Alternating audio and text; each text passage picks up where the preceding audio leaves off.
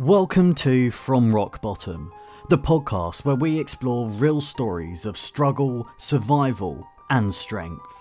Each weekly episode features honest conversations with people who faced mental health battles, addiction, trauma, and life's darkest moments, and found a way to rise again.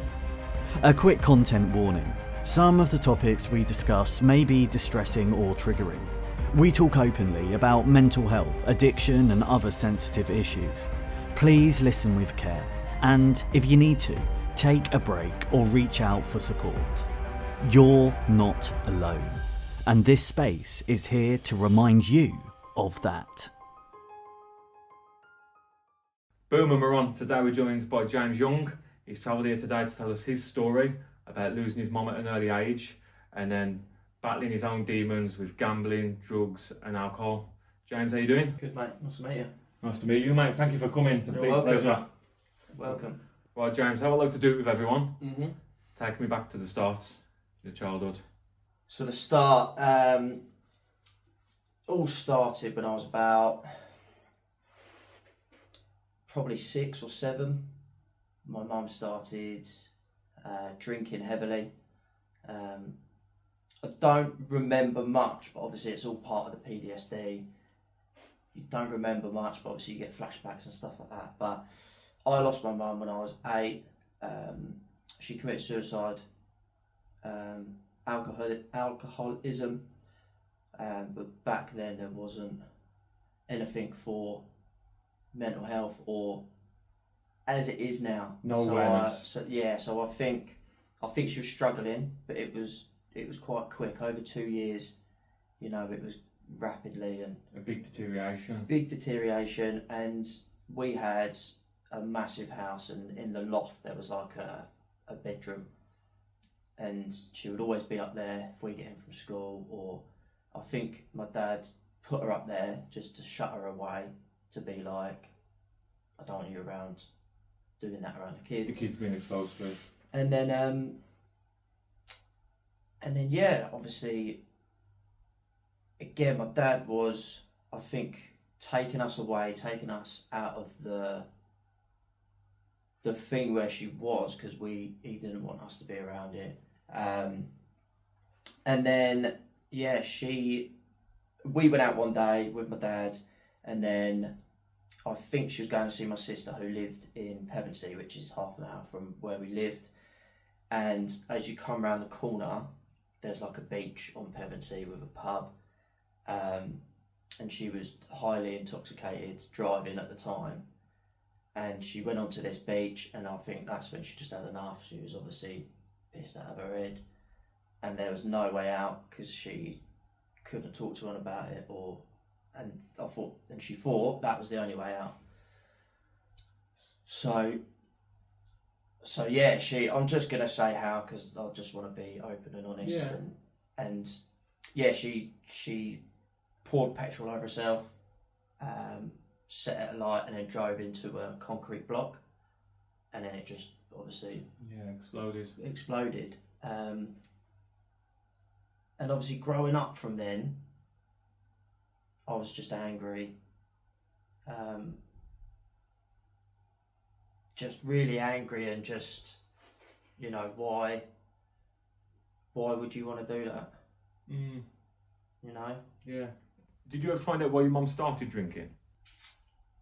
No. I knew they were probably unhappy at the time. But before, they were madly in love, going on holidays, and we were a happy, loving family. Mm-hmm. Parties all the time. Yeah, of course. Like, I've been married twice, divorced twice, and people change, people grow apart, and that's a part of life. But then taking it to the extreme of, I now no longer want to be here. I was wondering, like, did she not like the person she'd become, or? Yeah, there's obviously, unfortunately, We never know. We never know. Yeah. And obviously my dad, I think he was just, everyone makes mistakes. he probably didn't deal with it the way that he should have done there and then. But at that moment in time, that's all he could do. You know, I've got 3 older sisters, and there's me, so of course, he's still got to go and provide. And you know, I think luckily for him, not luckily, but you know, for him, my 2 older sisters were, you know, in their 18s, 19s, or 20s, I think, when she died. And they were kind of in a relationship, not really at home as much. Yeah. So I know they were living with their partners, and it was just me and, you know, my 3rd eldest, 3rd youngest sister, sorry. She, we were like, you know, she was only 3 years older than me. So she's taken a lot of the trauma, and I think from when I was 8, I didn't know how to deal with it. Yeah. It's hard looking, because I got my eldest is 7, and sometimes I sit and wonder, like, what is she thinking? What is she feeling? Is she processing the same emotions I am? And you never know what someone's thinking at that age, and you don't want to prod. No. Well, if you say to them, "Are you feeling okay?" they don't know. Mm-hmm. You know, they don't know the full outcome of sad, angry. Yeah. And yes, all through my, you know, school years, I was just a little shit. Yeah. Just rebelling. And you know, you're walking through school, and because it was all over the papers, it was all over the news, and then you're walking through school, and you know, people are looking at you, and you're known as that kid. Yeah, you're known as that. You know, but they're probably thinking, is he alright? That no one would, you know. I'd have friends, and you know, their parents and stuff like that, which were good, and I was all, you know, I'd never really go home. I was always at my mates, staying there. And was that just constantly in your head, feeling like that kid whose mom killed himself, and everyone's thinking that? Yeah, and you know, you're growing up, and you're looking at everyone else's mum, you know, going to their football matches and being a mum, and how was your dad at the time? He was obviously going through the worst thing ever, but he just got through it. Had no choice really. Had no choice really. I think his main priority was, you know, me and my sister Amy, just to keep us happy. And you know, I had everything when I was little. Yeah. If I wanted to go out, I'd go out. If I wanted this, he'll buy me. You know, I was quite good at football back in the day, and you know, we'd be spending 200 quid on football boots with my name on them. Yeah. But I think that was just a bit of guilt and just trying to comfort me. But yeah, growing up wasn't there a moment. It was a little bit, but not what I needed at the time. Yeah. Just got everything, and just navigated the best way we could, I guess. Yeah. Do you ever think back now, obviously as a grown man, and you've got a child yourself, do you ever think like how low she must have actually been feeling to go through that and take herself away from her kids? Yeah. It's a scary thought. It's scary, yeah. I've said numerous times across different episodes, like, the reason I'm alive is because of my girls. Yeah, I generally believe my sons kept me alive. Mm-hmm. They make you want to do better. They make you, you know, yeah, and they bring the best out of you. Even though you know, I done a video the other day, and it, you know, he's loved me through the times that I wasn't loving myself. So I owe him absolutely everything, and I will. And every day now, like to this day, you know, I'm out of a very dark place, and I'll make sure that he doesn't grow up the way that I did, or you know, Yeah, it's hard trying to get into that mindset of what your mum must have been feeling at that time. Obviously, the drink would have numbed a lot. The drink would have numbed a lot, and I think it's that, the thing with alcohol. I don't think it was drugs or anything like that. I think it's just the thing with alcohol. It's the quickest fix, isn't it? Mm-hmm. Once you've had a drink, Yeah. everything just goes. But it's just building up. Yeah. The process of feeling crap. And then you just, as a child yourself, you never processed anything. Never really processed anything really. I was just angry. I was out all the time. Never went home. And I was growing into a young man, but I still had that damaged little boy in me. Going through the years, and then that's when I saw alcohol, and I was about 14. Did nothing ever think like, this is what my mum was doing, now I'm doing it?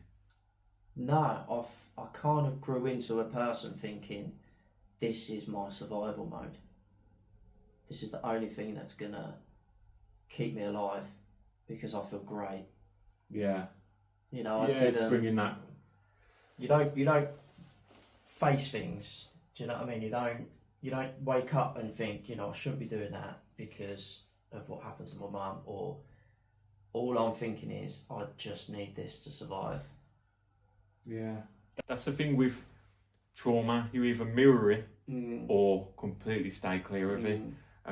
Like anyone outside looking in on the situation would be like, you could see the effect that had on your mum. You'd steer away from it, but then you're just mirroring it, which is. Yeah, it's a lose-lose. The drink. Yeah. And the bad thing about it is you can get it dirt cheap. You can get it in all different flavours. Yeah. You can get it in nice packaging. Yeah. And it's appealing. It is appealing. It really is. How was when you started drinking, did your dad know? Yeah, I think he did, but he didn't. I think it's one of them things where he probably thought, I can't really do much. I can lock him in his room, but then he's gonna, get into his head in his room and probably smash the wardrobe up. Or I generally, we have had chats to this day, because where we are now, but we'll come to that. We're in a better place now, but I generally think he just had to be, he needs to learn for himself. He needs to, nothing that I can physically do will stop him. Do you wish you would have stopped you? Yeah. Yeah, because in reality you're just a scared little boy without a mom. Yeah, I was just a scared, terrified, not knowing, not really caring about life, because I always thought life don't care about me. Yeah. So I'm just gonna go with it. How was, at that time, how was your outlook on relationships and stuff? Like seeing how your mum and dad had such a great time together, holidays, family, good memories, and then the drifting apart and then the end to it all? It was all a bit quick, because I think at the time I didn't know what I was thinking. All of the emotions, and I think that's where growing up, like, my sisters would always say to me, do you remember this? And I'm like, no. So I think it was so damaging back then. Yeah. Growing up, it's kind of gone, you don't want to think about that. It's the self-defense mechanism, isn't it? Yeah. So at that age, would you say you was drinking to forget stuff to cope? I think I was drinking because it was cool. And I think once I was a bit tipsy, I was the best. I was feeling the best. I was just like, oh, this is it now. Yeah. I need to do. I need to keep doing this. But it was just prolonging the. Yeah, all you're doing is just hiding the pain instead You're just of hiding it. But again, I don't think anyone back then knew how serious it was going to be. They thought I was just young, dumb, having fun. Yeah, just doing what everyone else your age is doing. Everyone, you know. Yeah, of course. Everyone does it, and you know, some majority of the people these days, they can stop. Mm-hmm. You know, they can have a couple of drinks and then have dinner. How was your progression from like drinking on a Friday in the park with your schoolmates? Then how did that progress? It was when I was about 14, 15, we would, especially in the summer, go, you know, do camping and just in fields, and then just get absolutely like walloped on Strongbow and WKD, Lambrini, but every weekend. But I'll be the last one up, wanting to go into the morning. And I think early, you know, my friends early on back then, they probably knew, God, he's just bloody, you know, stop. Yeah. You know, he's definitely got a problem, but how did you say that? Yeah, of course. Just at that age, nobody understands. Nobody understands, and it's the thing. Every Friday you go to the pub, Saturday you're at a house party, Sunday you're getting ready to go back to work or school or... Yeah, and in schools, like, people don't understand because people don't take other people's feelings into consideration at that age, because it's not spoke about, it's not taught about, apart from at home, but you can't guarantee that's every home. So school should be doing more to say, like, warning signs in French you should look out for. Even when they're doing stuff they shouldn't be doing, like drinking, just raising that awareness. Do you know what I mean? And so many things could have been done in your case to have nipped it in the bud early on. Yeah, 100%. So that's why I'm so on it now. Yeah. You know. So you've gone from obviously camping, drinking every weekend. Did you ever find yourself drinking on your own at that age? Not at that age. That was about 18, 19. Okay.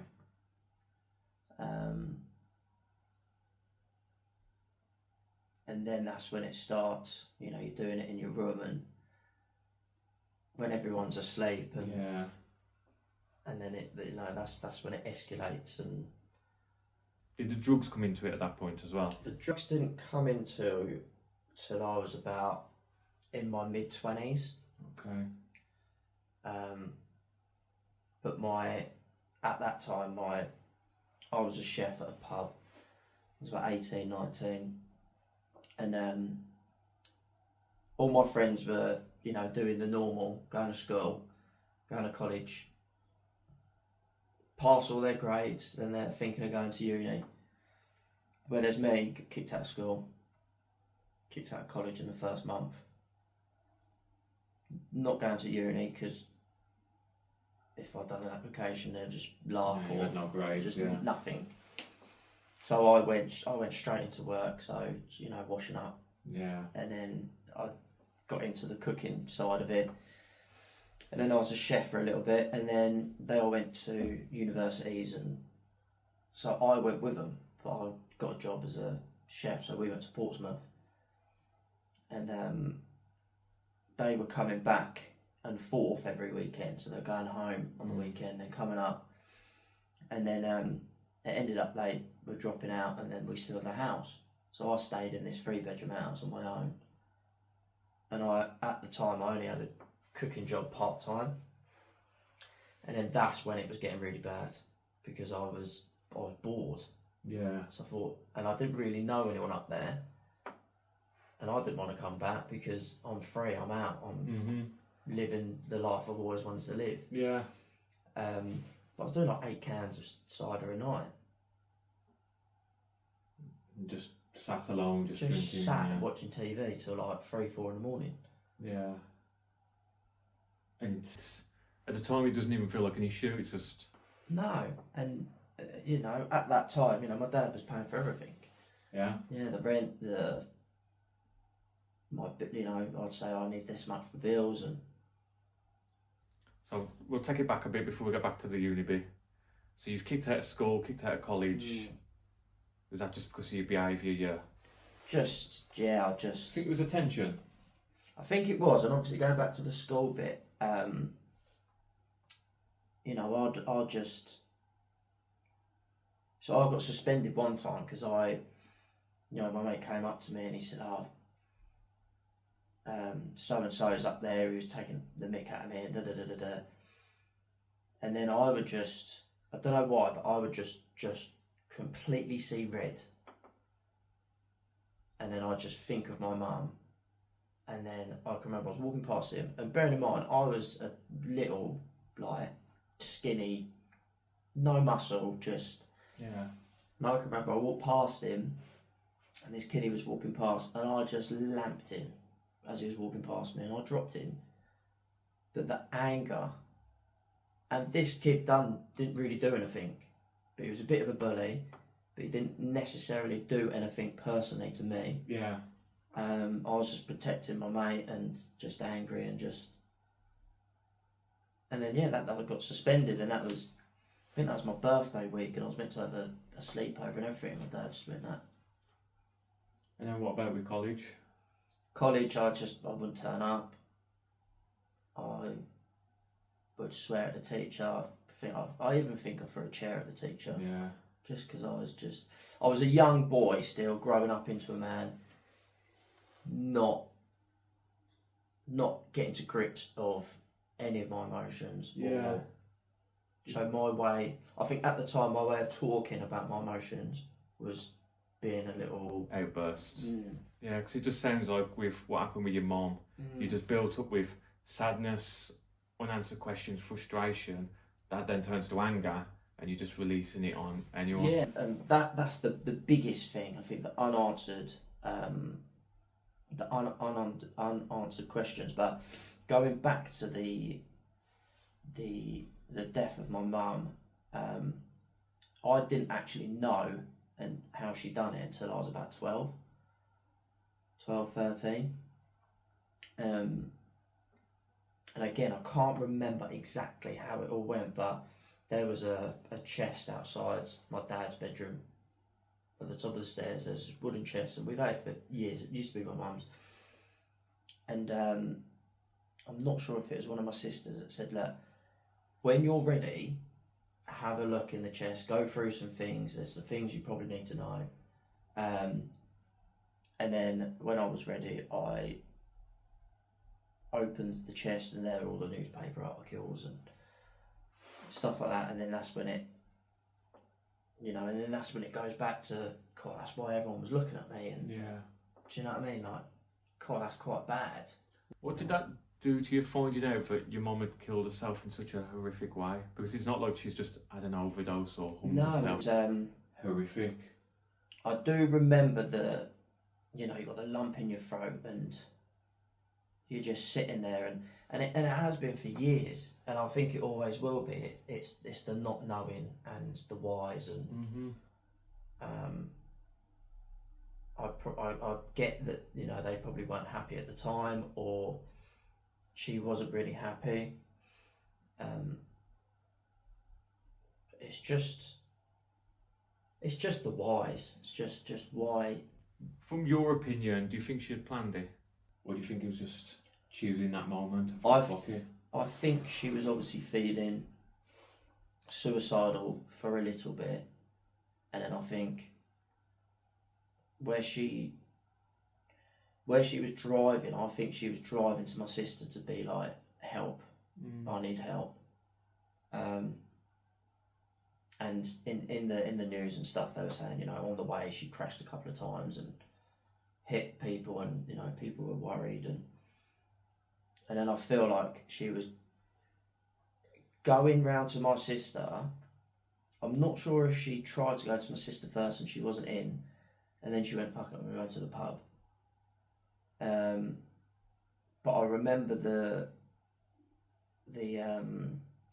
landlord of the pub, or the pub owner or something, was coming out, and he tried doing everything he possibly could.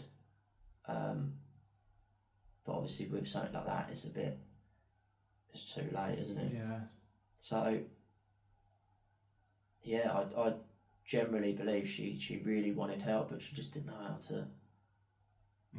to do it, and you know, it's to this day now. You know, people they don't know how to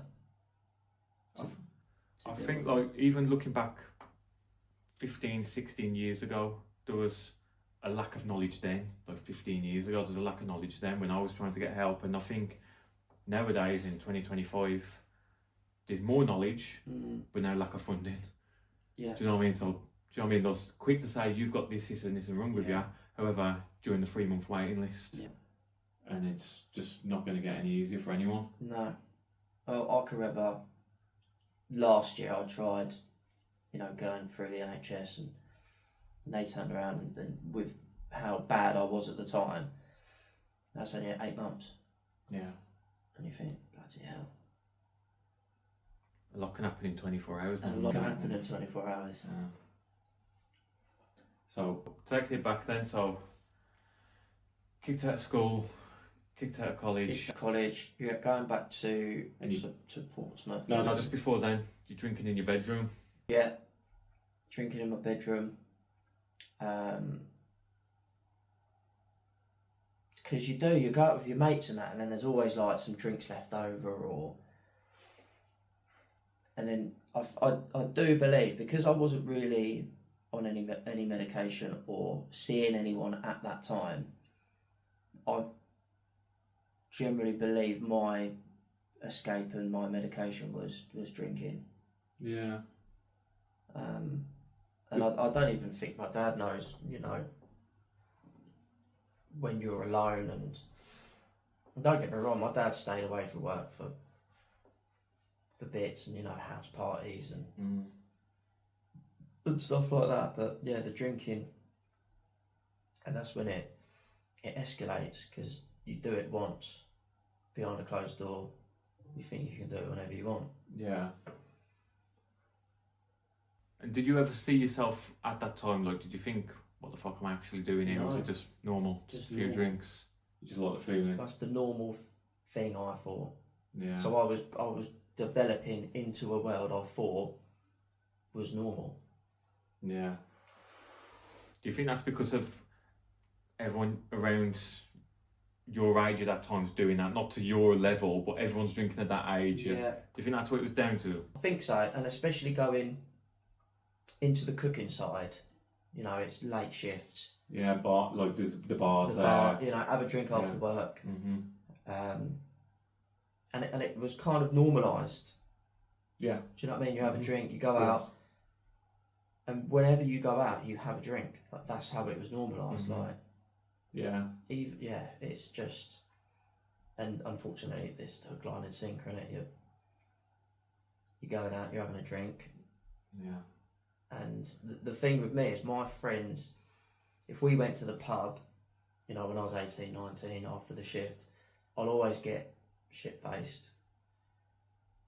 But then I had a couple of friends who said, you know, you're right, you're drinking a bit too much. And if we were planning to go for a few drinks on a weekday as a catch-up, you know, especially a couple of friends would be like, you know, you look a bit anxious, and I would be anxious because I hadn't had a drink yet. Yeah. So I'll be going, and then after a couple of drinks, I'll just become this. So 18, 19, you're really getting the cravings. Yeah. How often was you drinking at that point? Every night. Every single night. But it could be 2 drinks. You know, it wasn't. Yeah. Could be 2, could be 10. It depends how the. But you just needed that drink. Just needed that escape. I understand a lot of it. Like sometimes in the past, you get home from work and you have a drink, and it's at the. It is a relaxation thing. I understand that, but not at that age. I understand that now. Yeah. I appreciate it more now because I don't drink often, so I appreciate it more now. Whereas at that age, I wouldn't have been feeling like that. But it was, especially in the cooking side. You know, you'll work your nuts off.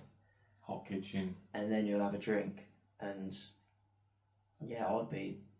Well, especially when I was 18, 19, working at the pub in my local town, you know, I'd finish at 8:30, 9, and it's open till 11, half 11. Yeah. So then you're staying and one's going down, and then, oh, that's quite nice.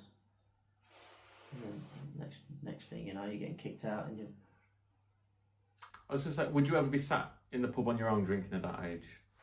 I did it all the time after my shift. Yeah. If my mates weren't there, I'd just sit at the end of the bar and become one of them old smelly locals. Yeah. It's always quite sad to see, ain't it, that? Oh, looking back on it, it's just like. But obviously, you know, I don't look back and think they were, you know, I don't. They're not mistakes. It's just. It's just It happens. You can't change nothing. No. So there's no point dwelling. It's just No. me looking in from the outside, seeing a young lad sat at the bar on his own drinking. It's just very sad to think of. Very, very sad because Heartbreaking. he looks unfixable. Yeah. You know. Like you said, that's something an old widowed man should be Yeah. doing just to try and be social, just to get out of his house for an Life's hour. over. Yeah. You know. And then you've got a young 18, 19-year-old lad doing it. And you didn't see no problem at the time still? No, because I was very good at just being this happy. Brushing it off. Do you know what I mean? It was Yeah. just.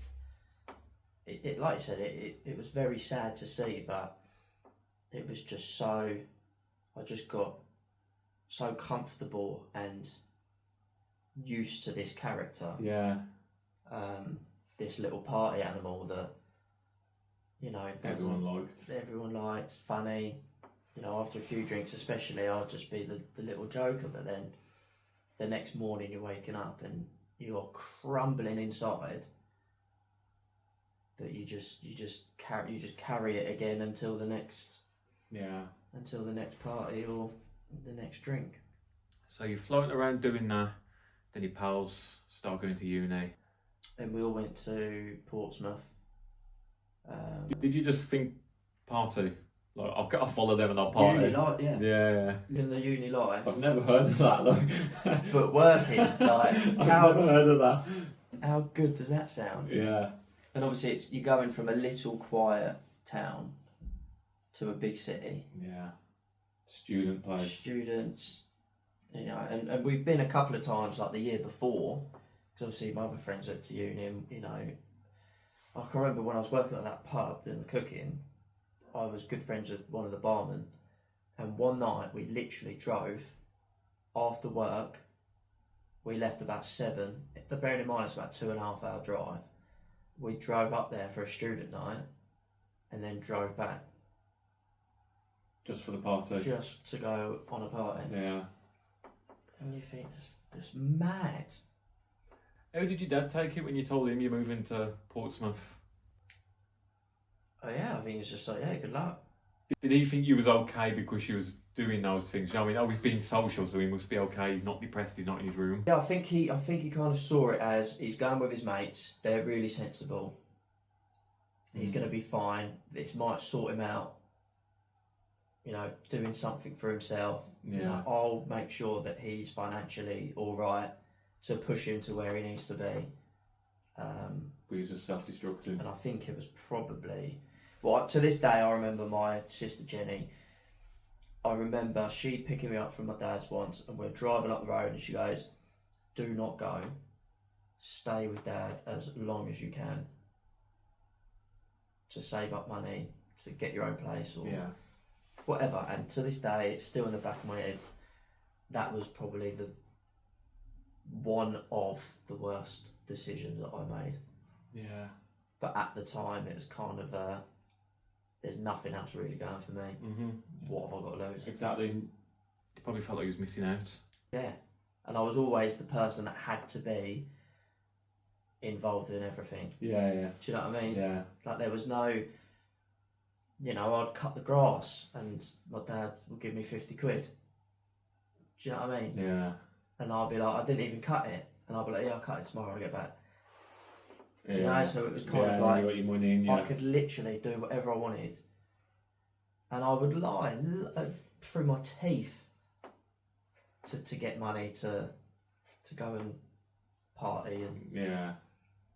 I can understand why your dad would be okay with you going to Portsmouth. I think because the lack of understanding and knowledge of addictions and mental health, him seeing, oh, he's having fun with his friends, he's okay. Yeah. And if he's okay, I'll support him. Yeah. Do you know what I mean? I think it was one of the things where, in the nicest way possible, that's not my problem now. He's up there. Yeah. Do you know what I mean? Like, in the loving way, he'll be fine. Yeah, he'll look after himself. He'll look after himself, but... So then, your pals are graduating, dropping out, Yeah. doing their own thing. You find yourself alone in a free bed. I find myself probably not really knowing what to do, if this is going to work out, or, you know, I need a new job, and then probably the best thing that could have ever happened that time was I got a trial shift at one of the Jamie Oliver's Italians. So this could be the making of me in my cooking journey, and again I got the job, and I'm doing all these hours, but then I'll be going out, and then I'll be phoning in ill, and you know, I'll do it 2-3 times a week. Yeah. You know, phoning in ill, and at the time, to be fair, at the time that was all happening, my sister Amy had leukemia. So at the time we were going back and forth to London and stuff like that. So, and I was drinking a lot, going out every night,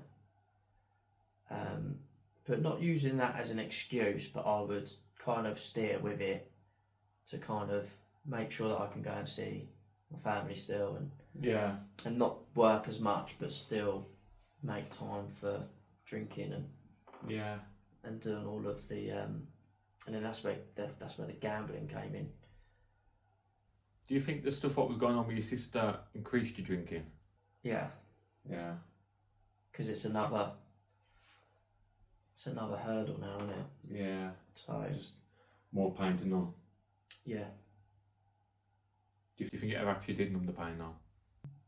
at the time, yeah. Yeah. But the thing with drinking and stuff, if you're doing it as an escape, you're just adding chapters to the book. Mm-hmm. Do you know what I mean? And making it longer and longer. And it just there's no,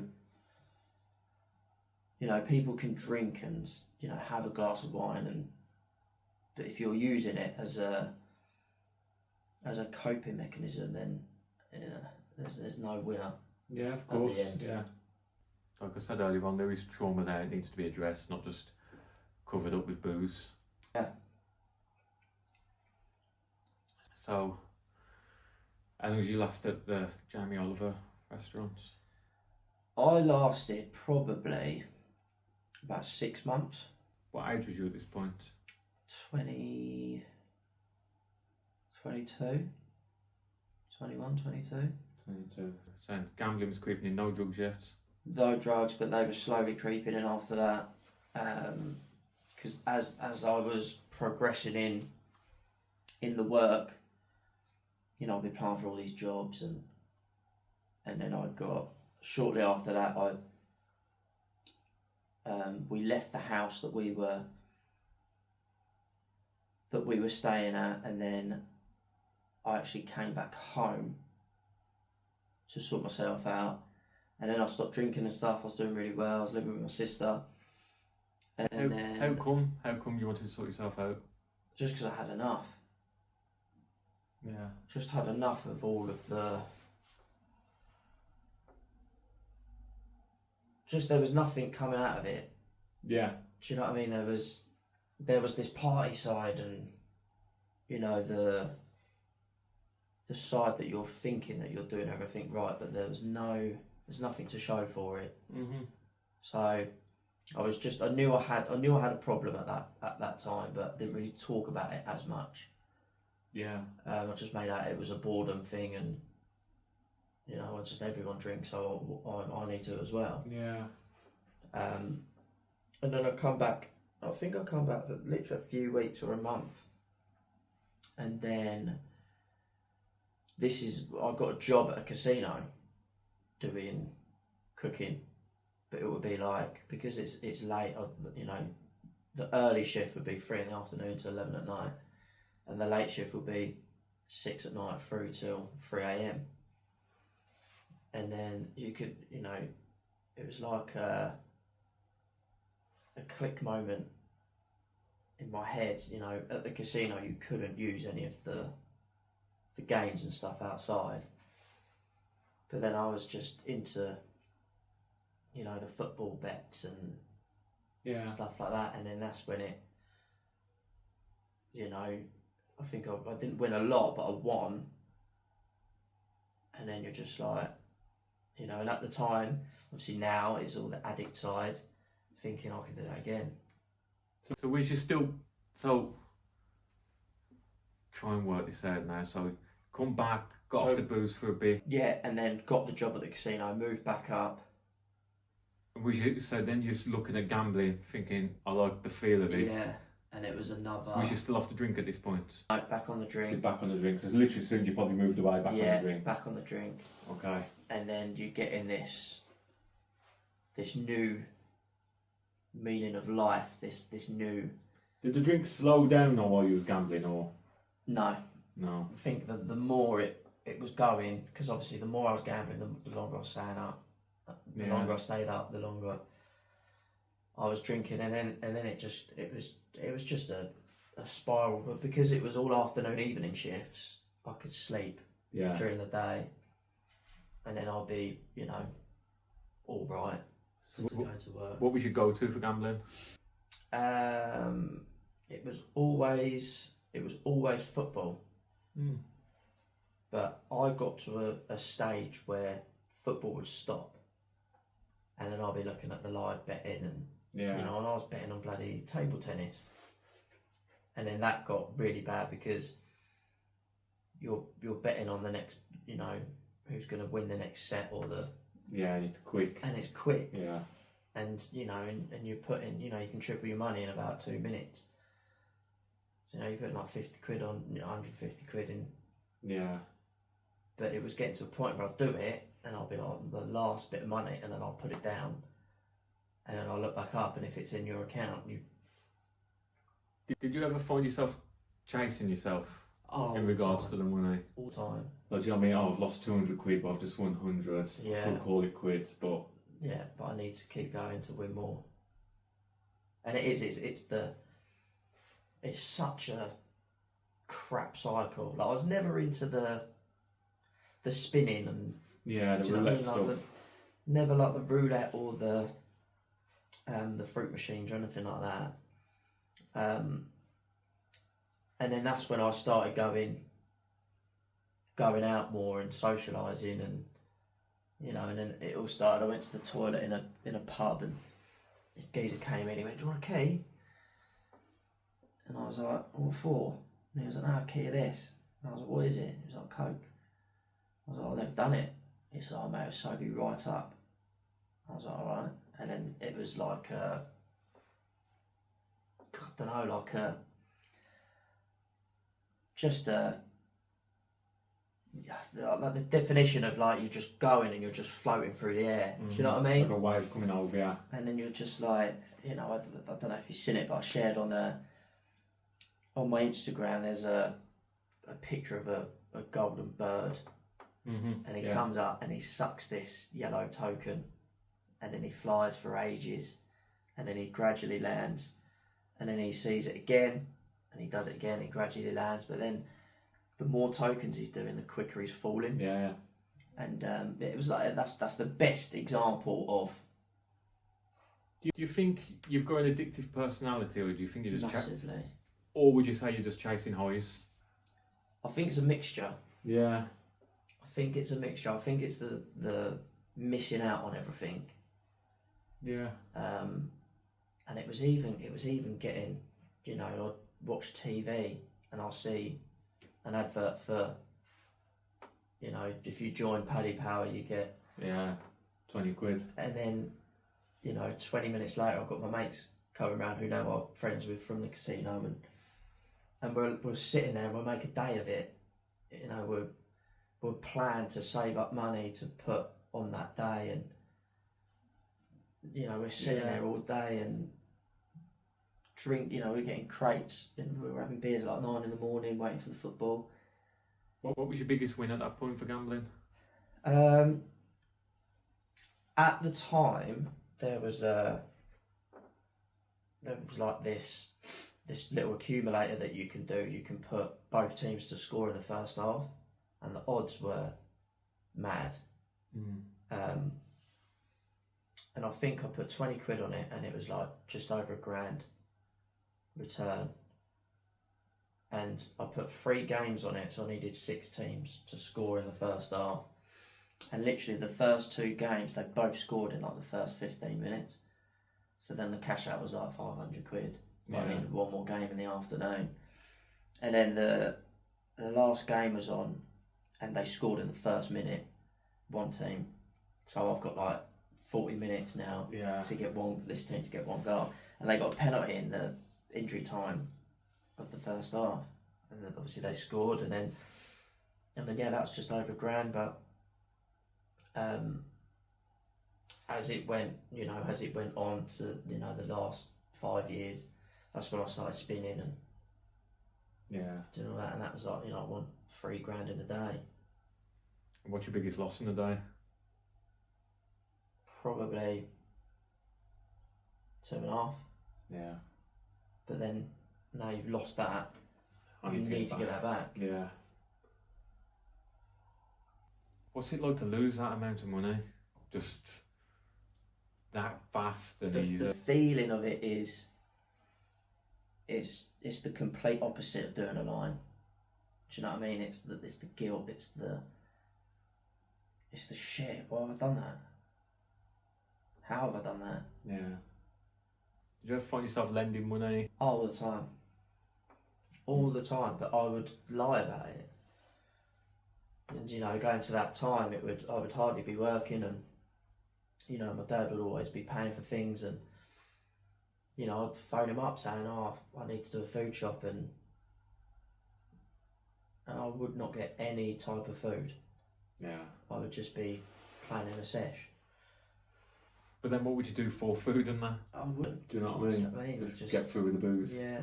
Like pot noodles and proper student. Yeah. But live the high life. Do you know what I mean? Yeah. So back to the drugs. You took a little key. That then took over. And that took over. Yeah, that was that. And then I didn't really think too much after that key. But then I carried on drinking and stuff, and I just felt I just haven't felt that good in myself in ages. And then speak to my friends about it, and they're like, "Oh yeah, we'll get some for you if you want." Do you know what I mean? And then that's when you're like, "Oh, this is easy." Yeah. So then after that key, within half an hour going back to the table, we've got a half come in, and we're all going to the toilet and keying. And then the next morning, I woke up a bit rough, but I felt pretty good. And I was just like, "Oh, maybe that's the way forward." And then now, when you're going out, you're planning to go there, have a few beers, and then order. But then as you're getting on, you can't leave the house without having a beer and a key. Mm-hmm. And then you're not leaving the house because you'd rather sit at home on your own, do slug lines and drink. So your drinking progressed from just drinking to now, when I have a drink now, I'll go have a sniff. Yeah. And then that was the progression of those Portsmouth days. And then it goes to, this was about 10 years ago. How old was I? I was about 24, 25. I just had enough of Portsmouth. Nothing was going. And I saw a good friend of mine from school. He had his own painting and decorating business. And he put a Facebook status saying, "I need an apprentice." And then I moved back down to Battle, East Sussex. And I said, "Yeah, I want to learn. I want to learn the trade." Yeah. Completely different. Get out of the cooking scene, And then, yeah, I went to work with him. Was that changing the cooking scene and like being away from? Just getting out of Was that to change your environment to better yourself? Change the environment. So you wanted to change? Wanted to change, wanted to stop being this person that is just too repetitive at fucking up all the time. Yeah. Do you know what I mean? And getting out of the late night scene, and if I can get up early and have breakfast and go and do a day's work and then come and have my evening and Yeah. just Normality. Just normality. And I think because of when I left school and that, I didn't really have that normality. I think I was just partying all the time and just completely doing the opposite of what the normal Yeah. day-to-day people do. And I generally believe that I was doing anything and everything I wanted to without someone saying, you don't need to do that, you're doing it wrong. Yeah. Do you know what I mean? I just got too comfortable. And then, yeah, that was the going into the trade, learning a trade. Obviously, through the drink and the drugs and the gambling, when it all started, obviously was getting payday loans, and but I was still always this little addict person that needed it. So I'd still be drinking every night. Yeah. Not as much, because when I left Portsmouth to come back, I was staying with my sister. But because I was always messing up, like at the time, you know, my dad moved on, who he's happily married to now. But at that time, they were just like, bloody hell, you need, you know, we've done all we can. You're on your own. You're on your own, sort of thing. Which, you know, looking back now, I think anybody would do the same. It just gets to a point where the bridge is too burnt. Yeah. But luckily, you know, I had an older sister who, you know, was there anytime. And then that's her, well, my brother-in-law, Simon. It got so bad. I was literally just so intoxicated in a lot of cocaine, a lot of drink, lost all my money because I was gambling. I phoned her at 1 in the morning, and luckily she answered, and she kicked my brother out of bed, and he drove to Portsmouth and picked me up. How did it, earlier on, okay, you said you went back down there, you got sober, then you went back to Portsmouth for the casino, straight back on it. How did it make you feel, going back to your old ways? Not too bad, because I think I've done it so many times. Do you know what I mean? I've Stopped and started, Yeah. and I would always run back home. Yeah. I'd always just run home, but then I'll be there for a week, then I'll go back, then I'll fall into it again, then I'll come back. So I went to my sister's so many times. Did you ever think like, I am in control of this, I can stop whenever I want? Yeah. Thinking you was actually making the choice. And because I went back to my sister's, obviously I had to really try. You know, I'd have a couple of beers, but I wouldn't. I'd still be going out with my mates because I haven't seen them in a while. But then I would go back to Portsmouth because I've come back home and sorted myself out. I think that I'm fixed. Yeah. Do you know what I mean? So you pass the problem. I would pass the problem, and then I would go back to Portsmouth, this new man, you know. Yeah, I'm fine. Do you know what I mean? I still don't think I've got a problem. Let's go for a beer.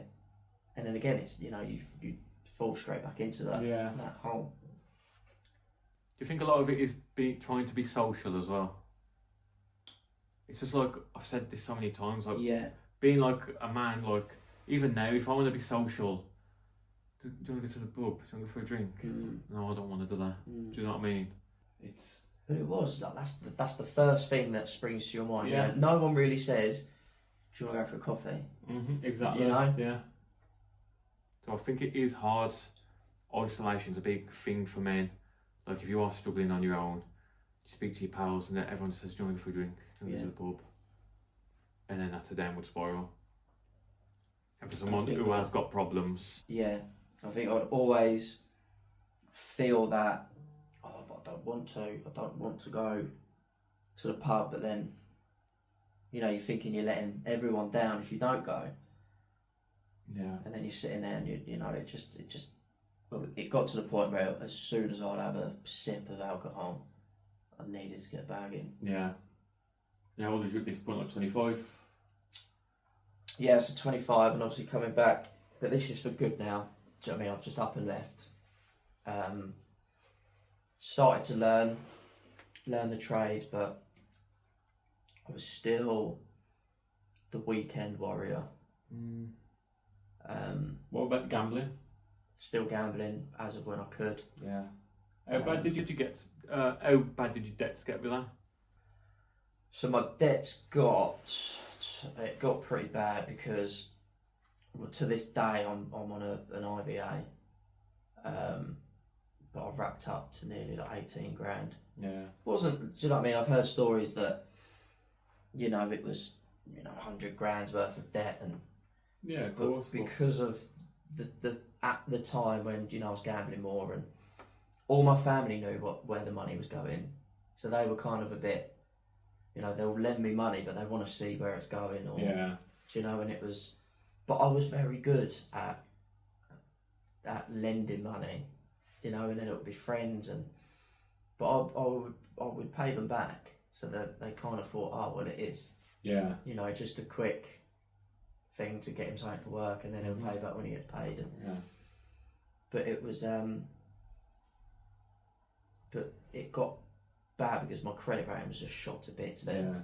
So I couldn't get credit cards, I couldn't get big payday loans. It was, you know, I'll be lucky to get a £50 payday loan. Yeah. Run out of all options Just, at that point. just running out of all options. But then, you know, I was working quite hard. The pay wasn't good at the start, but I kind of got into a nice rhythm and just working, but then not drinking as much during the week, but then hit it hard on the weekend. And then yeah, it just spirals.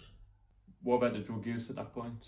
Drug wasn't too bad, because I couldn't really get it. I didn't know anyone that could get it down here. Yeah. And it was just the drink, the gambling, and then the drugs got quite worse on when I was about 27, 28, when my eldest sister died, or just before. I would be going out, and again, you're drinking the first beer that touches your lips. You're going out for the lads' day and that. You're having a day sesh. You're ordering the bags before you finish work the night before. Yeah. Do you know what I mean? But I got into a bit of a thing where I would not skip work. I would go to work, and then I'd hit it hard. You know, I'd have a few beers again during the week, but then just hit it hard on the weekend. Do you think that's from learned behaviour from previous experience? I think it was, yeah. Yeah. But because I was living with my sister at the time, it was kind of a, what are you doing? Can't do it here.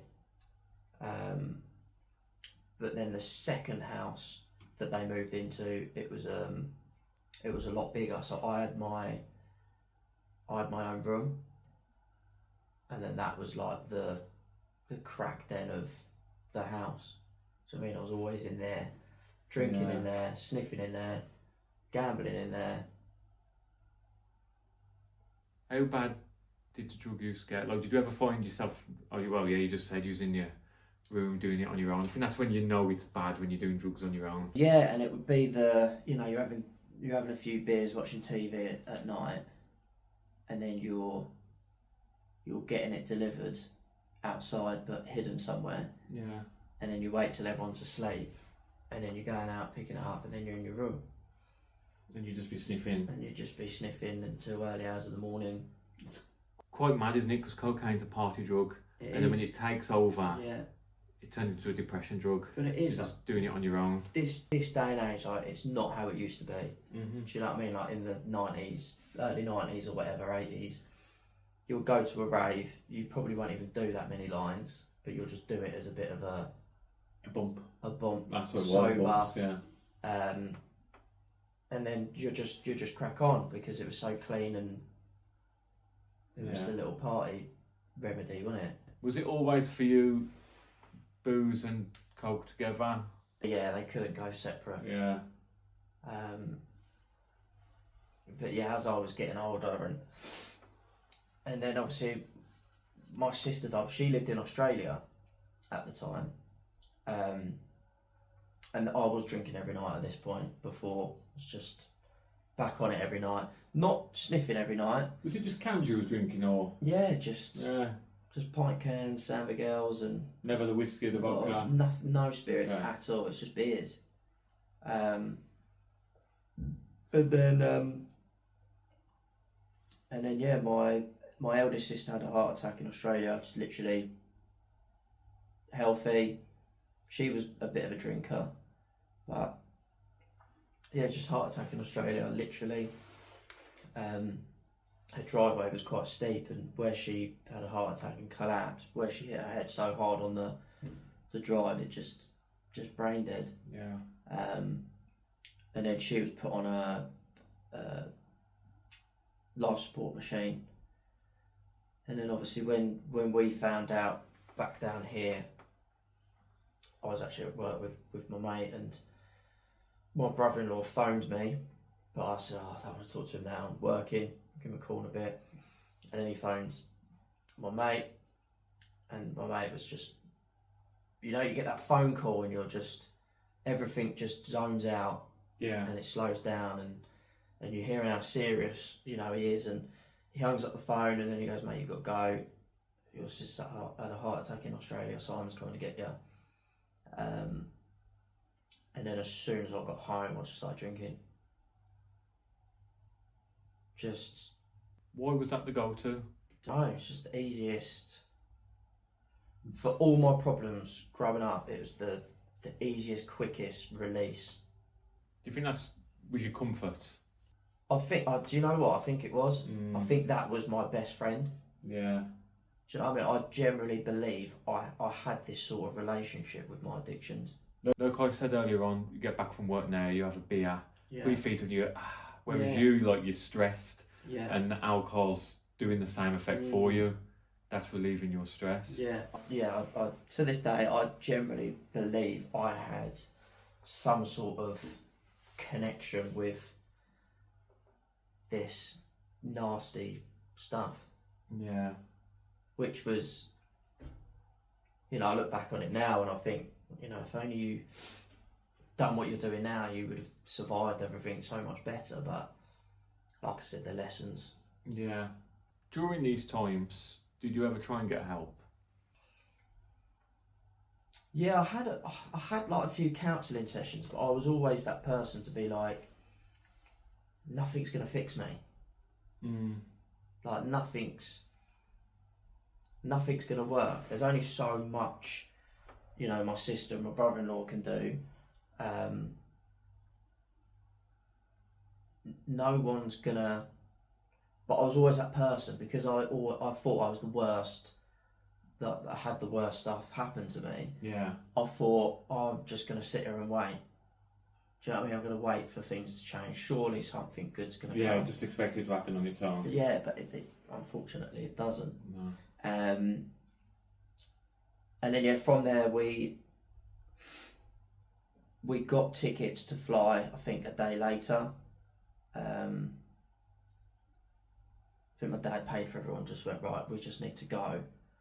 But obviously it's a bloody long flight. 24, yeah. So they actually had to turn the machine off when we were mid-air. So when we were taken off, we didn't know. And then when we landed, we had to find out that there's nothing they could do, or It's too just late.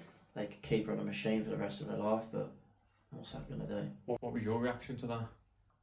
I didn't really have, like, because my dad and stepmom were they were travelling around Asia or something. They were on a really nice holiday, so then they had to cancel their next trip somewhere. So they got there first, and then I can remember us coming off, turning our phones on, finding out what happened, and then I just remember seeing my dad, and he just hugged me and fell to the floor. But I couldn't cry. I couldn't cry there and then. It was kind of like, is this really happening? Mm.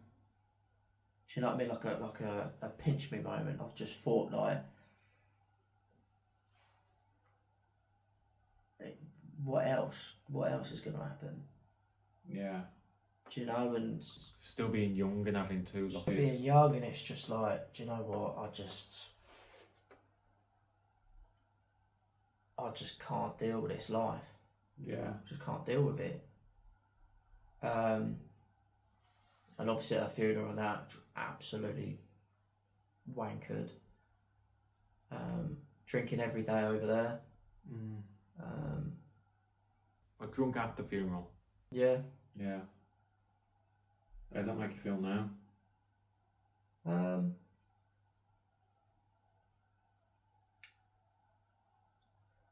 I don't really know. Because obviously it's been and gone, and I decided to start drinking as soon as we got there. Yeah. But the dragonfly and stuff, all it stems from my sister and my mum, and that's why it's such a, she was obsessed with dragonflies, and especially her favourite colour was turquoise blue, and that's why I've got my business, dragonfly decorating, and that's the story behind it. And she had a dragonfly coffin, and so it's kind of, I'm living her, Carrying it on. carrying her name. Yeah. For it, and I see dragonflies everywhere I go. It's dragonfly. So that all stems from that, and then shortly after my sister died, I was still living with my other sister, and then 3 months, so it was April, May, June, so like 3 or 4 months after that, I met my partner, who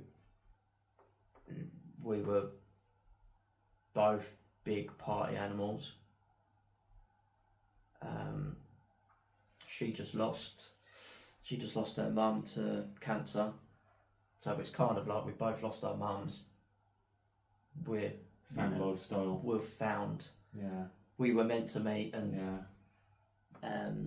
but yeah, we were big party animals, and probably not the best thing for both of us at the time. But again, it's what happens. Things happen for a reason. We were meant to meet, and then 4 months after that, we're pregnant. Was that a changing point for you? That was the bit where I kind of went, shit, I'm not ready for this. We're not ready for this. And because of my drink and drug abuse, it was just getting out of hand. And funnily enough, we were having a baby, I needed regular income, I needed security, and because of in the trade, you're self-employed, payments are sporadic. Yes. It's as of when you finish a job, so I went back to cooking. So I was getting a bit more money, but I would have a monthly wage, and we could plan, organise, and then it was quite a good job role. So I would stay late and do orders and plan menus and prep, and and I'd stay late on purpose to drink and then drive home. It was about a half-hour drive from where we were living. So it's quite mad looking at it now. Like, Yeah. you know, like, you got a baby on the way. I need to fix up. So you get yourself a better income where it's more consistent, more guaranteed. Yeah. But then you're still drinking. Was you Yeah. drinking in secret? Yeah. So you can change your life for the better, but you won't leave those things. No. And it had so much hold on me. But again, I would always say to myself, I didn't have a problem. I just work a lot, so I deserve this. Yeah. Do you know what I mean? And That relaxation. And you know, my partner, you know, she was pregnant, and I'd always come in, and she'd be like, "Are you drunk?" And I'm like, "Nah," and I'd like get angry because I'm just like, "Fucking leave me alone." Yeah. Like, and obviously looking back on things like that, and it's just it does really get to me. But obviously it's done, it's happened. Was she grilling you to get sober? Yeah, but because we were both doing it, but obviously when she was pregnant, she stopped, but I didn't, and I couldn't. Yeah. So, you know, we've been on and off for 7 years, just purely of the fact my addictions, and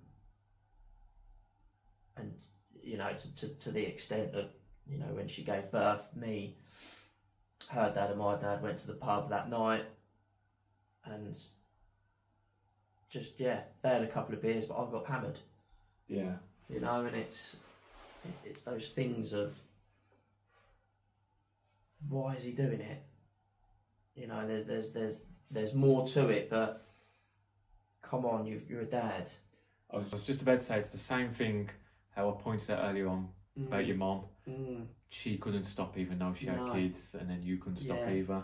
And it was like, don't get me wrong, like through this whole process and stuff, you know, my dad would always say, "You're just like your mum."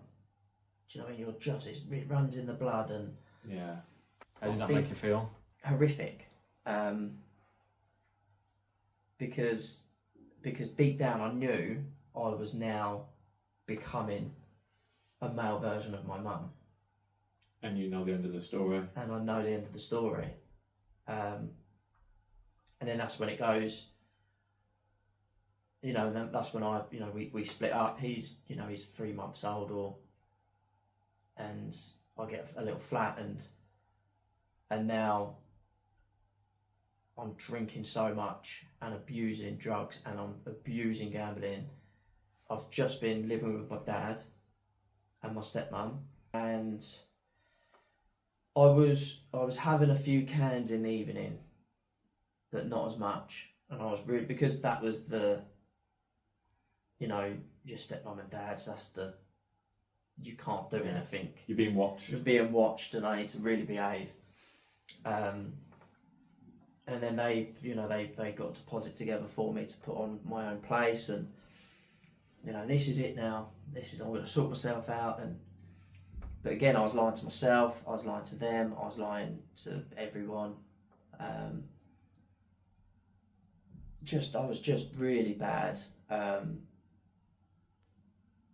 Just really, really bad. And you know, me and my partner were, you know, we separated, and you know, she was like, "You're not seeing him if you're like this. You know, I want him to be happy." And which is fair enough. And then that's when it goes back to my mum. You know, there's no way out.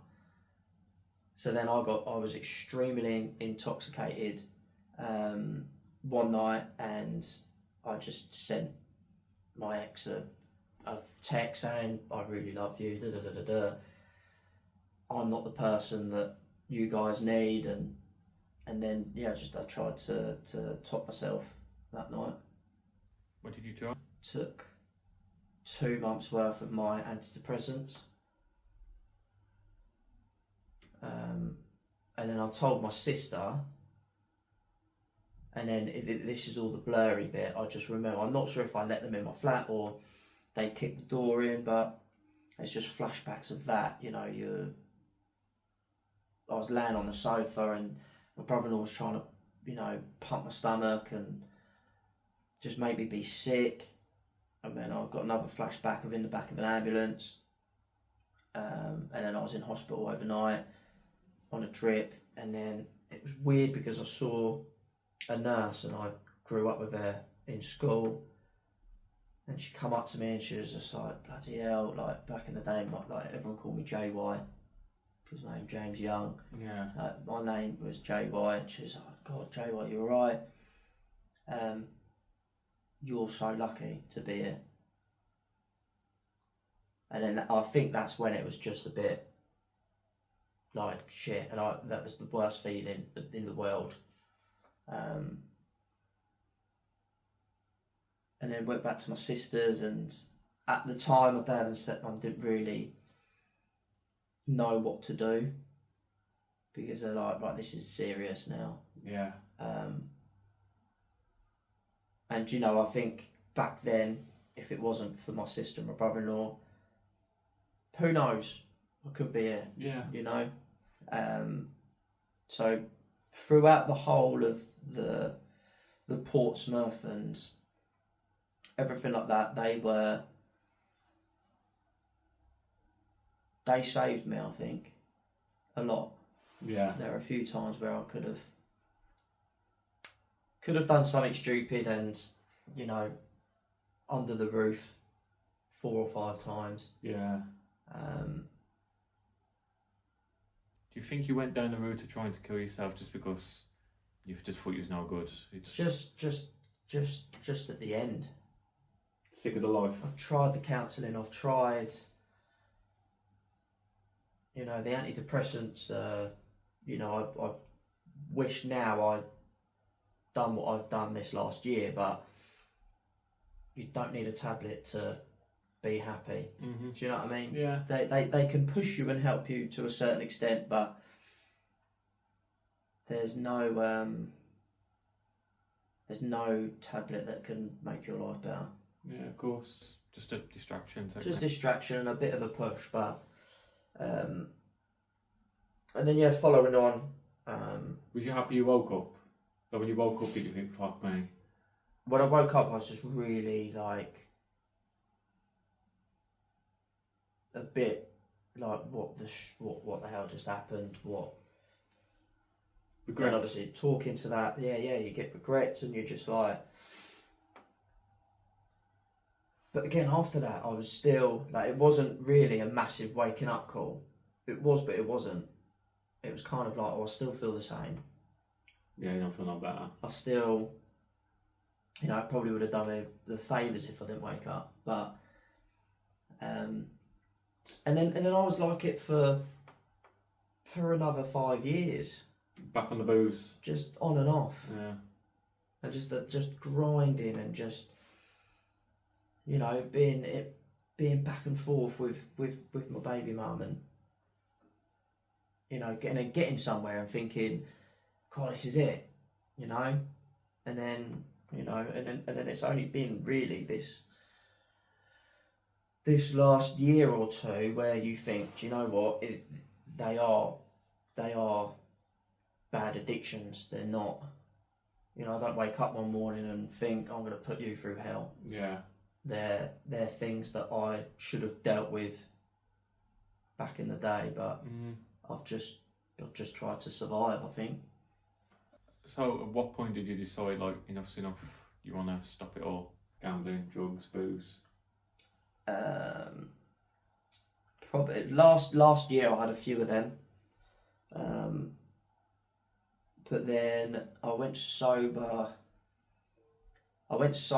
for 7 months in 2023, and then got back with my ex, and then we were doing really well, and then I would have a couple of beers, but then I would eat dinner, and then I wouldn't drink again because I'm too bloody bloated. Yeah. And I was just like, oh, do you know what? Like, this could be all right. And then we went on holiday when the football was on. And then I was just casually having beers around the pool. But when you're on holiday and you have a couple of drinks, it's completely different, because you can't then just go to the hotel room and lock yourself in there. Yeah. Do you know? And I don't know, it just tastes different and it just feels different. And I was having a couple of beers during the pool during the day, but then stopping, and then not drinking in the evening. She was in control. So I thought, I think I've got tabs on this. I think I've got a bit of control. And then we come back home, and then I would be drinking, and then that's when it starts. You're drinking every night again. You're gambling, and then that's when I started doing the spins and really, really going hell for leather. Yeah. Because them roulette spins is like, what, a 10-second spin, something ridiculous. Yeah, it's horrible. And even on like the fruit machines and stuff, I can remember, this is a story, but we went to, my partner, she got her boobs done, and then we were sitting in the clinic, and I was spinning as she was in theatre, and I had 100 quid and I won just under £2,000, and I was like, back in the game. Yeah. Do you know what I mean? Caught yourself up. And then now I'm on top of the world. I'm thinking I'm this new man, I can handle it all, I can do this, but again, you're doing it behind everyone's back. Yeah. You know, and then a little part of you is, well, you're doing this, you shouldn't be doing this. So I mean, you've worked so hard to get your family back, to get your life on track, and now you're just falling back in. And then we split up just before Christmas last year, and then moved into my sister's flat, but she moved to Maidstone, so she had an empty flat, so I stayed there till May, and then that's when the December I went, right, I'm really going for this, and then that's when I started TikTok. Mm-hmm. And I sat there one night and I got pissed and sniffed out my head, and then I started my TikTok, and then just journaling every day, going on walks, running. Do you find that helps? That helped me massively, because I got so much. Other people were saying how much it's helped them. Yeah. So it kind of clicked a switch in my head to think, well, these people need me more than I need myself. Mm-hmm. So I was just doing that, and then I was just getting like collabs from the trip drinks, and they were saying, we'll send you this, can you promote it? And it's like things started really, really taking off, and then I was painting and decorating at the time, but subcontracting off another firm, just, you know, sorting my debts out. I was really just managing myself, but with a big push from obviously my family, my dad and stepmum in particular. You know, they now know how serious it was over the last 2 years, and especially with my son. You know, they absolutely adore him, they adore me, they adore my partner, they're brilliant. Yeah. And now, you know, me and my dad have got probably the best relationship we've ever had, and that's only been in the last year or two. When you're being open and honest. I've been open and honest, and I've been clean and sober, and I generally think now he's proud of his son.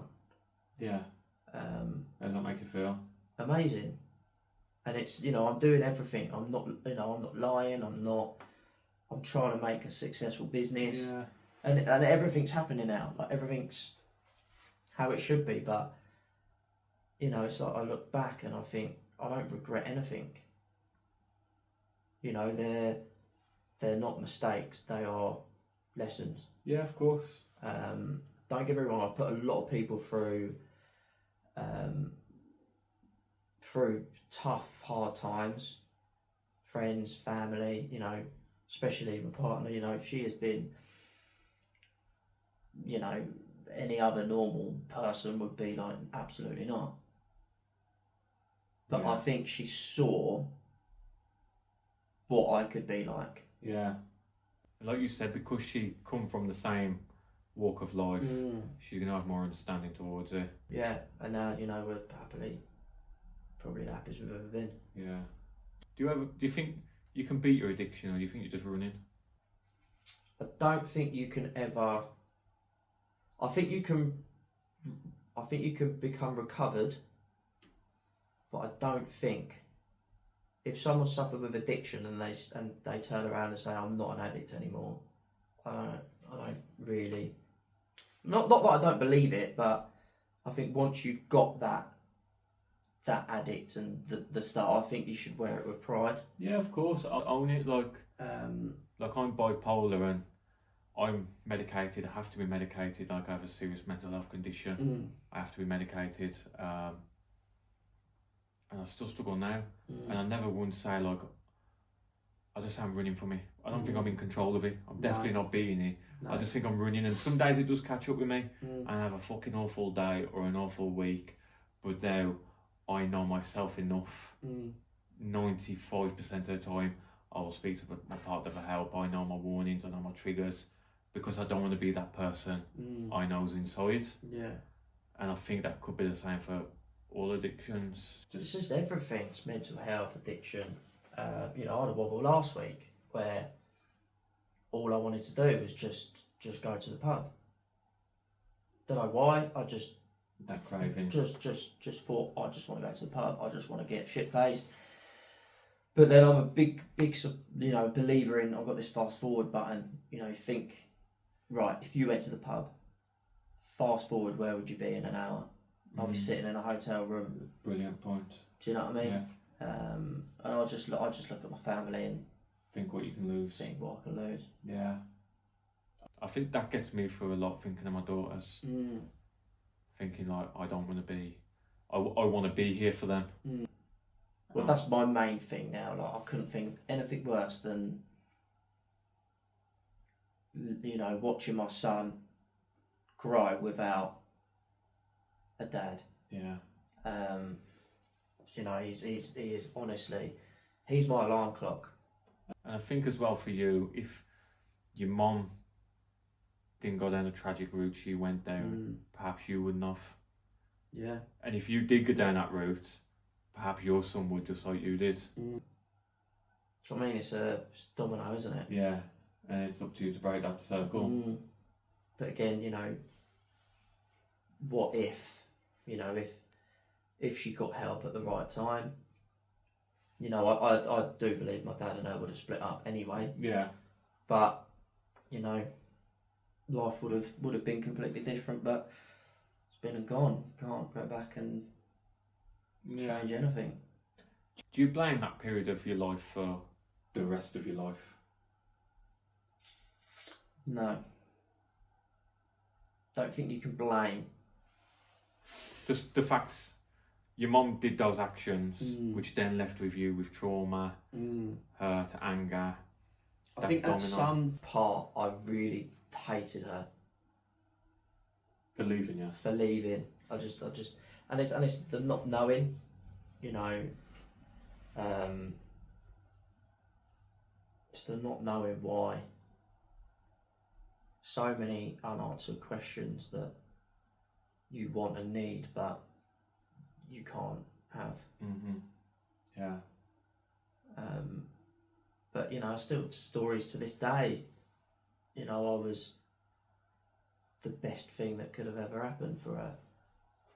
You know, we had the best relationship. Obviously, I only remember the bad times. Yeah. Yeah. And it's sad, but you know, I think this day and age, especially, you know, my stepmom, she wasn't always there for me at the start, but the last 3-4 years, she's shown me what a mum is. Yeah. What you've been missing. And you know, I appreciate everyone, because I think my sisters kind of took on the mother role, especially my sister Jenny. She would always be the mother figure. Yeah. But it's yeah, I've got a lot of good support network around me. That's good. So now you're on top of gambling, alcohol, drugs.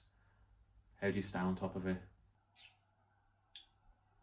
I've been sober. Well, I've been sober since last December.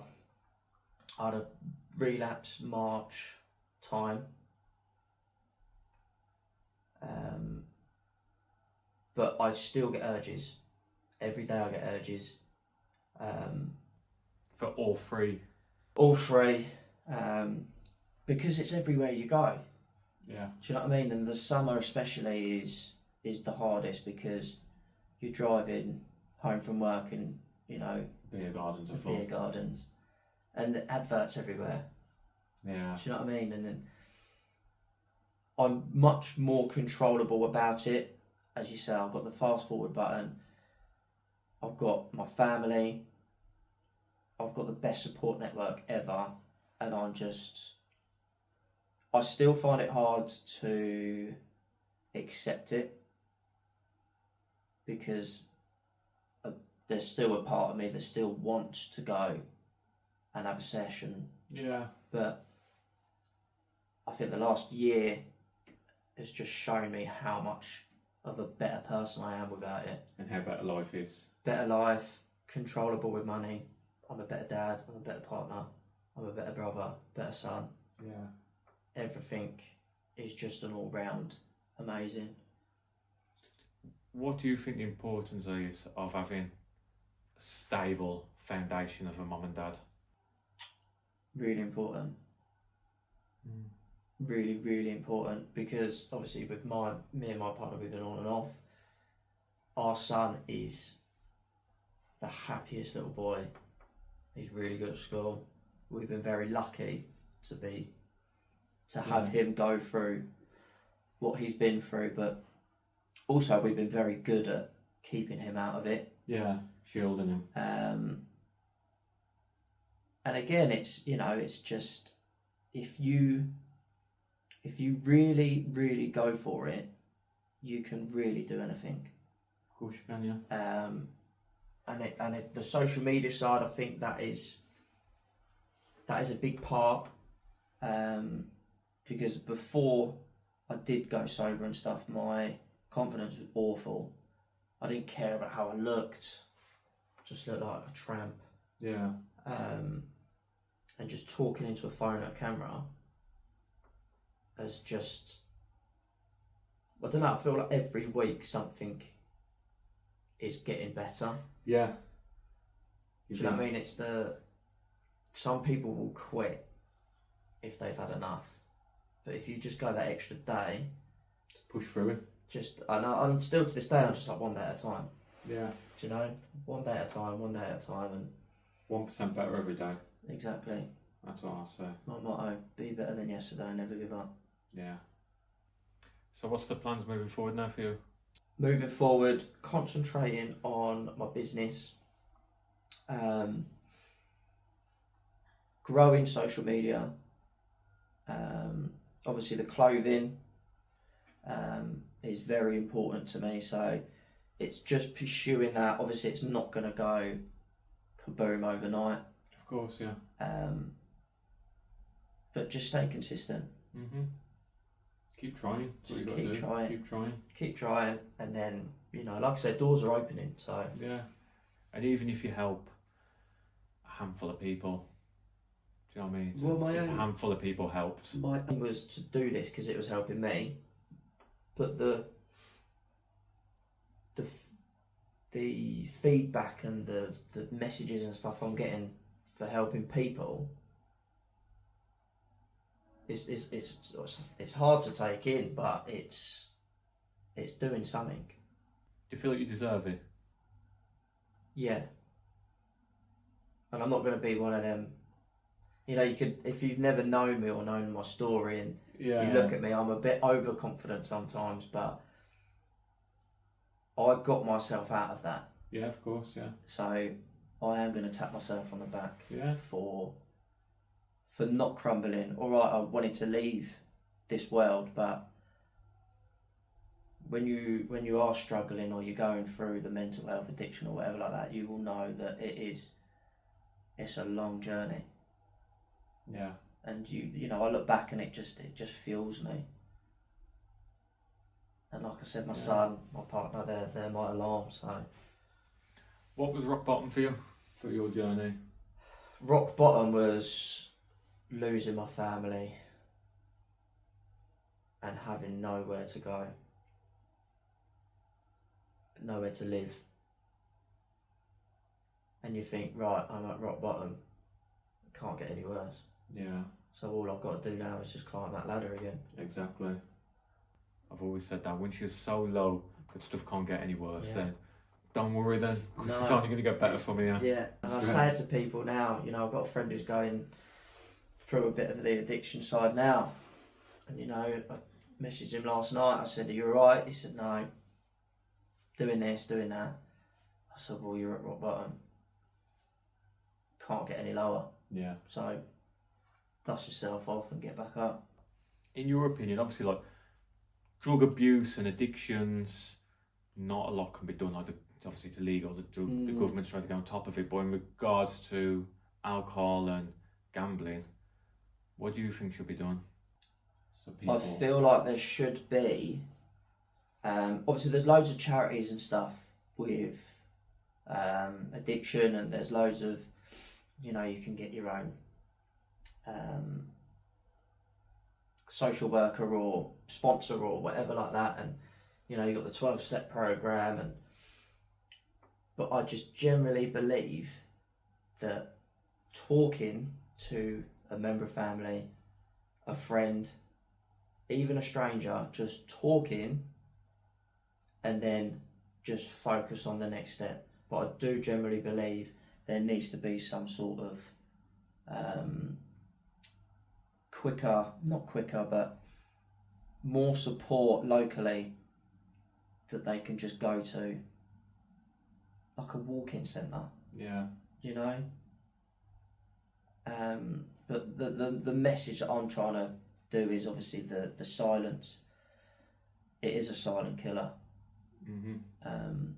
So the biggest thing for me is just talking to anyone. Because once you talked about it, it's not going to fix it straight away, but it's the first step. Yeah. I've always said that. Start with talking. Start with talking, and then just go with it, and then just don't be on your own. If you feel like you're going to go back on your own and start drinking, just stay with someone. Yeah. And find healthy habits. The best. Find healthy habits, and you know, I still drink 0% beer. Yeah. You know, I need a can in my hand every night to this day, just so it's something that feels like I'm having a beer. I went teetotal for a while, and I went out being social in the pub. I was drinking alcohol-free Coronas, but I still found myself drinking 16, 17 of them. Yeah. The alcohol-free, but still drinking 16 of them. Honestly. But it helped me out. We got through it. Yeah. Yeah. Because you feel like you're taste, still. Yeah. Had that taste. I was being social. Yeah, it's great. Something in my hands. Great. And you don't, you know, for me, I don't turn into a dickhead. Yeah. And I wake up the next morning fresh as a daisy. Yeah. But I think obviously the alcohol-free does help.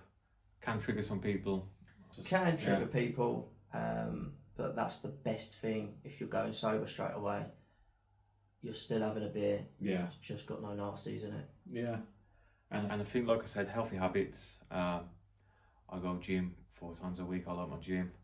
But then people, gym might not be for them. Go for a walk. There's so many groups out there. Men's walking and talking. They meet up once a week, completely free. Just walk and talk. Nobody has to say anything. No. Talk about your problems. Don't talk about your problems. Talk about football, whatever. Nobody cares. People will talk back. Andy's Man's Club is another great one. Yeah. I went through a bereavement class on Saturday night. Done one before, but yeah, this was, it's probably the best. But if you're not comfortable talking or you don't know how to talk, Yeah.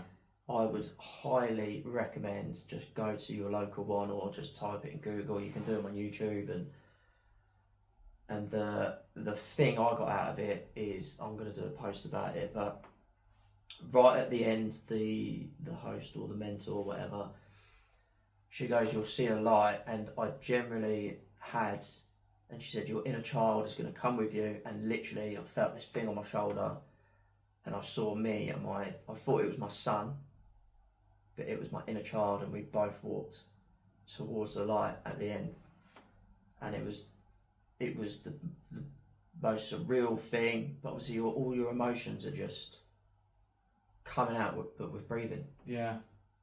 And it was beautiful, because I generally felt like that was my inner child forgiving. Yeah, for what you've done. Everything for what we've done. Yeah. And it was beautiful. Yeah. Different things work for different people, but I think 100%. try them all if you have to. Something will help. Yeah. Don't be shy. Yeah. Don't be shy. Just go for it. I think even if you need to go to the doctor's, GPs, didn't work for me. I'm more complex, bipolar. GPs can't handle that kind of thing. But I tried that. I went down that route. Might help for some people. Like we spoke about medication earlier. That might be the 2-week time out fix you need, and then might sort you out. Just try something. What do you think men ain't talking? Why do I think men aren't? Yeah, opening up, talking. Letting it I consume don't us. think anyone has the answer. I know there's a lot more things that are flying about with getting, more the male side to talk. I just generally believe it all stems down from your dad and your granddad, and you're a man. Do you know what I mean? Yeah.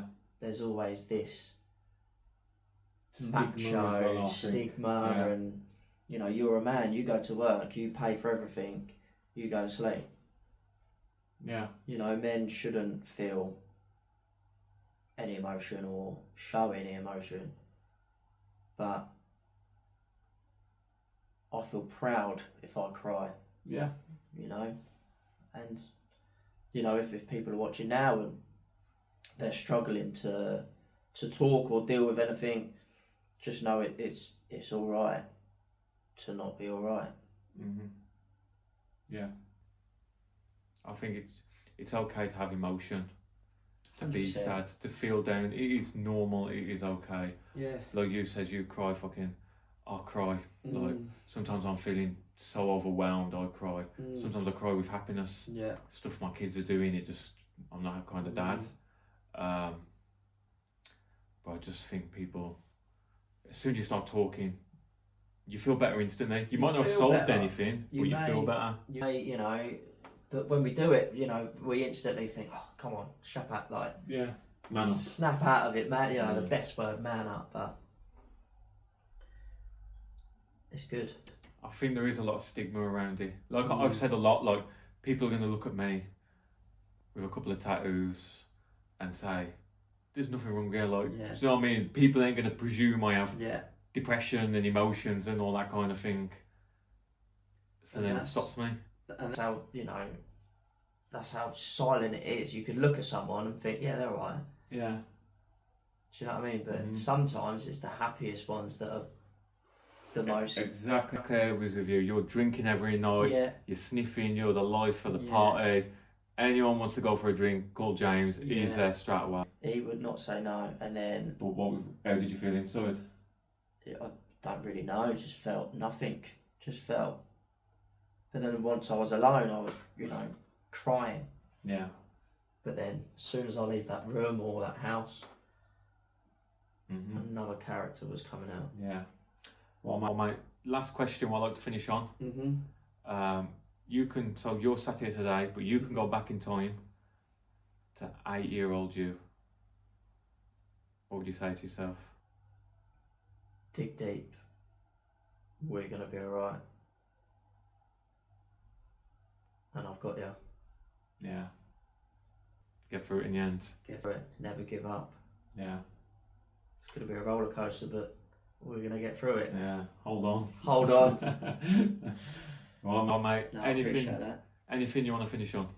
No, just Where can people get the hoodies? I've got a. We'll probably tag both my profiles anyway. I've got a recovery page, and obviously my business decorating page.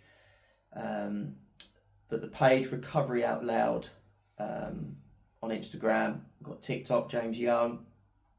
But yeah, it's just trying to get the message out there if you're struggling in silence.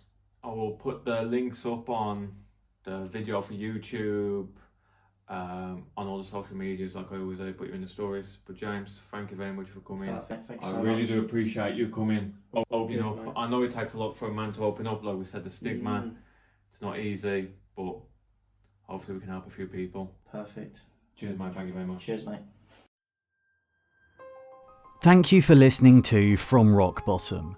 If this episode spoke to you, please subscribe, like and share. It really helps us keep doing this work and bringing these stories to light.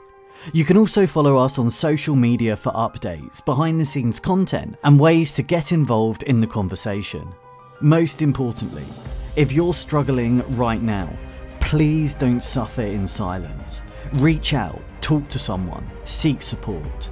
You are not alone, and you are absolutely worth life. Take care, keep fighting, and we'll see you in the next episode.